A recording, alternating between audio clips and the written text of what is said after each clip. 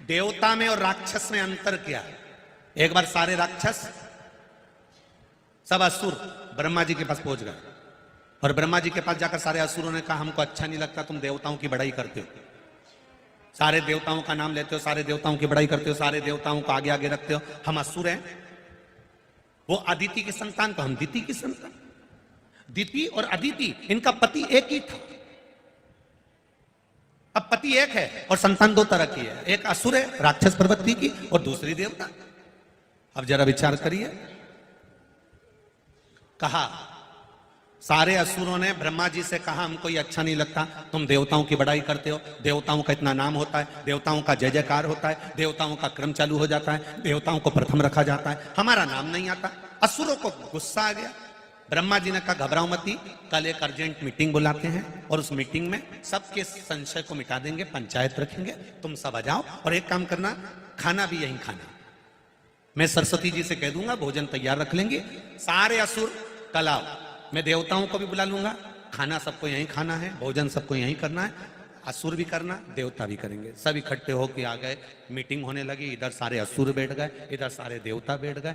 ब्रह्मा जी ने कहा मीटिंग बाद में होगी, पहले सब खाना खा लो, गरम गरम भोजन है, अच्छे से पाओ। सब उठने लगे। ब्रह्मा जी ने हाथ जोड़कर देवताओं से कहा चलिए साहब। इतने में असुरों को गुस्सा आ गया, ये देखो फिर तुमने चाल चल, जब हम बैठे हैं तो हमको भी तो कहना था, अब कुछ भी हो जाए पहले खाना हम खाएंगे, चाहे कुछ भी हो, हमेशा देवता ही देवता आगे हम पीछे। ब्रह्मा जी ने कहा कोई बात नहीं भैया, एक काम करो, देवताओं तुम बैठ जाओ, असुर तुम पहले भोजन करने चलो। चलो अब भोजन की पंगत लगी, सबको लाइन से बिठा दिया। ब्रह्मा जी ने कहा हमारे ब्रह्मलोक का एक नियम है, क्या?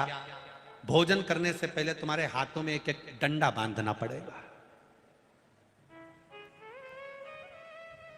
अब ब्रह्मा जी ने एक एक छड़ी बुलवाई, डंडी उनके हाथ में बांधी रस्सी से, इधर बांधी रस्सी से, सारे असुरों के हाथ में डंडे बांध दिए। अब उनसे कहा खाओ।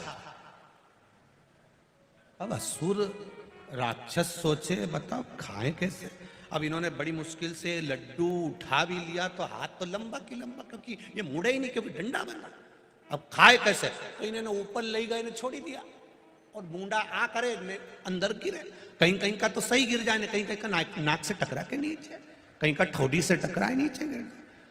बड़ी मुश्किल से इन लोगों ने खाना खाया। लड्डू तक तो ठीक था, पर पूड़ी और दाल तो कैसे खाई होगी तुम ही देख लो, बड़ा मुश्किल। असुरों को क्रोध आ गया, इनको आया गुस्सा।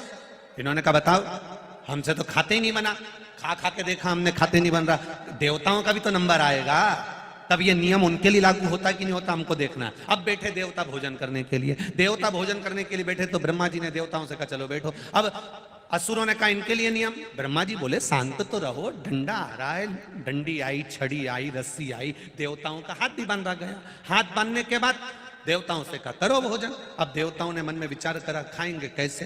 तब देवताओं ने दूसरे देवताओं से कहा एक काम करो, आधे लोग आसन उधर बिछा लो, आधे अपन इधर बैठ जाते हैं, हम इधर से तुम्हें खिलाएंगे, उधर से तुम हमें खिलाना, दोनों का भोजन पूर्ण हो जाएगा। असुरों ने ब्रह्मा जी से कहा यह कहां की रीति है?